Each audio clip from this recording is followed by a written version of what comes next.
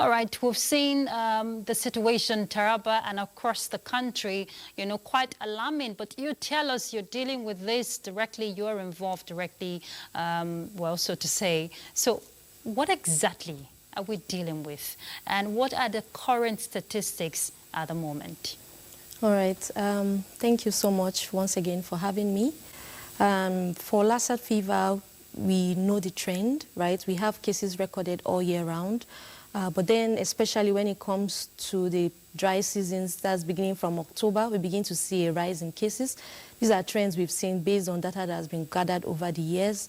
And based on this, we're already preparing. Earlier, before even the outbreak season started, we did an after-action review that's like to check what we did in the last outbreak in 2023/2024 outbreak season to see how to increase and better prepare ourselves. So we kept on monitoring. We were on watch mode after we had de-escalated our activities in the Emergency Operations Center in June.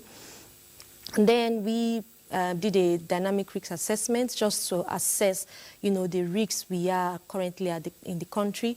And this was done on the 16th of December 2024. The output of that risk assessment placed the country at a very high risk, looking at the festive seasons as well coming up. And we know that, especially nationally, we have that peak period beginning in December with the festivities and all of that. And we activated immediately the incident management system, which is what we use at the Emergency Operations Center to be able to control the outbreak across different pillars of coordination: surveillance, risk communication and community engagement, case management, and psychosocial support, infection prevention and control, environment, safe burial practices as well. Food safety not left out. So even, colleagues from the Federal Ministry of Agriculture are also quite embedded in this response for the outbreak.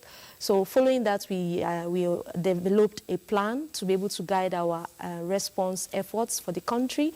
And we also deployed a National Rapid Response Team to 10 states out of the number of states we have so far that are currently undergoing the outbreak. So far, we've had almost 3,000 suspected cases and almost 600 confirmed cases as well. We have over 560 confirmed cases. Unfortunately, we have lost over 100 of these confirmed cases. And this has left our case fatality rate to just be under 20%, which is at 17.8% at the moment. But then also the trend we've seen over the years is that we've only been able to keep this case fatality rate, which is amongst the confirmed case. Now, the number of people that have died, right, amongst the confirmed cases to just under 20%. And for us, we've continuously tried to increase our surveillance system, right? We've also continuously increased our laboratory network. We've also, with the support of our partners and collaborative efforts across the states, procured, medical countermeasures like PPEs, giving ribavirin to all the, through the State Ministry of Health to be able to also help in controlling the outbreak. Okay, so going by the efforts so far by the agency, to ensure coordination and surveillance, let's look at case management. It's quite unfortunate. We saw Taraba from 10 recorded deaths. We're counting 49 so far. It's really unfortunate. So in the aspect of case management and providing, you talked about laboratories, testing, making it available to ensure that states are able to manage these cases and curtail the spread. Yes. So what we do, the NCDC helps with coordination of, the prevention and control of Lassa fever. But what we do is a collaborative effort with the states. So NCDC, with the support of partners, is able to procure ribavirin, which is the drug that we use to manage cases of Lassa fever, because what we usually do is actually supportive therapy, right? So ribavirin is one of these drugs that we use to manage these cases, and we have treatment centers across all the geopolitical zones of the country, with even some states even having more than one treatment centers and then holding areas where these cases are treated.